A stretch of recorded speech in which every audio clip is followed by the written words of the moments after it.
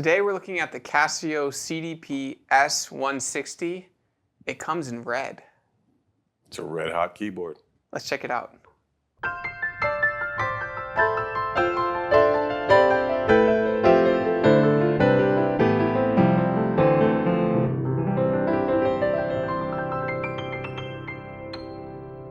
Hi, this is Ted with Alamo Music Center in beautiful downtown San Antonio, Texas. I'm Patrick Marr. You can find us online at alamomusic.com. If you haven't already, please subscribe to our YouTube channels, check out our other videos, sign up for notifications, like our videos, leave us comments. We appreciate your support and we love to interact with you. It's red. It's red. It's here. The Casio CDP, Casio Digital Piano S Slim. Thought it was a Nord knockoff when I opened up the box. The first thing I told Josh, hey, it's red. It's red. Looks like a Nord. It is cool that we chose the red one when we weren't even looking. We just grabbed one. We're like, oh, the new 160s, replacing the predecessor, the 150, which was the best seller because of the price point. Casio has really made a splash recently. We've done the Casio tone. We've looked at the previous generations of CDPs. We looked at the Privias. But Casio, for many years, was almost like, oh, it's a Casio. You know, it's the cheap product. I spent a lot of time on the comments, too, and a lot of times people take offense because Casio is all they can afford. Mm-hmm. And so you don't want to sit there and knock it down continuously. I mean, they know one day maybe they'll get an upgrade. This keyboard here, like the other, we're going to do the comparison video on the S360 in a bit, has really cool feeling keys. It's weighted action. It's got a good action. It's a bit heavy. That's just, for me, I thought it was a tad heavy, and it could have just been the way we had it hooked up to play, but it's got the wood grain and the ivory kind of feel. Mm-hmm. Casio, I think in the last couple years too, has really started to make very good products, and especially in the sub-$1,000 range, making music accessible to everybody. This coming in at $499. Like you said, the textured keys, that's something that they've done on all the CDPs, so the 360 that we'll look at as well. The textured keys are nice. This one doesn't have the same graded action as the 360, and we'll talk about that when we compare the two. But this one, it's really cool because in this price range, that sub $500 range, this is where the P45 was, the Yamaha P45 was for years. It's where Roland had the FP30 for years. It's kind of that entry into 88 keys and having them, graded from it's weighted keys. And some manufacturers have added graded hammers, which has raised the price. But one feature that we don't usually see is a record feature. Right. This one has a one-track MIDI recorder in it? Yeah, so it's just a one-track. You hit the button, you record with it, and it gives you, I think, up to 2,500 notes. So I didn't demo that when I went. I went through all the different sounds. One thing I do like about it, as opposed to some of its competitors, you mentioned the P45, it has the function button, and the other keys change the tone. But they list the tones above the keys. Okay, the other one, I think you're down here guessing. Yeah. They give you a chart that you can't read because it's so small. But I really like that they list the sounds right there because it almost seems like it's front panel accessible, as opposed to this, meaning you got to go get the book or guess around. Guess. And it does make a little bleep sound that they used to not have on the other keyboards. So it does have a bleep sound when you change it, so it recognizes that the timbre is going to change. Yeah, and so it's not overpacked with anything. It's kind of consistent with what you see in these function select button keyboards. 10 tones. They do a stereo grand on there. But just kind of, 2 8-watt speakers, so it fills the room. It's the same as the 350 or the 360 now. But really kind of just built to be entry line, have something to play with. First thing I noticed when I played, I thought, man, this for Casio, this is an upgrade, and it's a really good product. I mean, it's got more quality feel to it than some of the other Casios. And it comes in red, it comes in black, which is a cool feature because they didn't used to come in different colors, but just makes it a little bit more fun. Battery powered, you can get this plugged in with 6 AA batteries so that you can keep it on the go, and just very, a very good price point for getting people involved in music, especially with 88 keys. Comes with a square clicker pedal. It does. It doesn't come with a pedal. Yeah, and that's kind of normal for this price range. But that is something that you might want to upgrade if you're getting this instrument, and hey, I want to spend a little bit more on accessories. We'd always recommend an actual pedal that plays a little bit more like a piano. But let's listen to some of the sounds, the 10 tones on it, and then we'll come back and talk about a little bit more of what the CDP-S160 has to offer.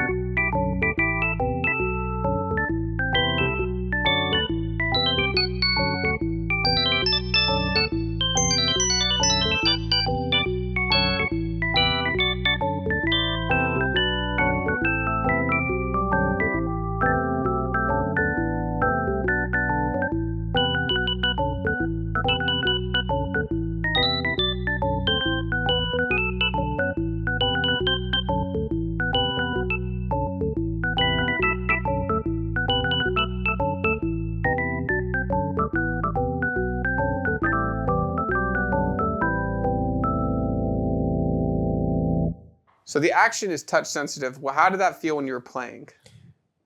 like I said, it plays really nice. It's a weighted keyboard, but it is a little heavy. It seemed to me it was just a little. It took a little bit more, you know. And so Casio did think of that. They actually have 3 settings of the touch sensitivity, so you can actually turn down how heavy it is. Okay. And so for beginners, that's something we might recommend doing is turning down the touch sensitivity.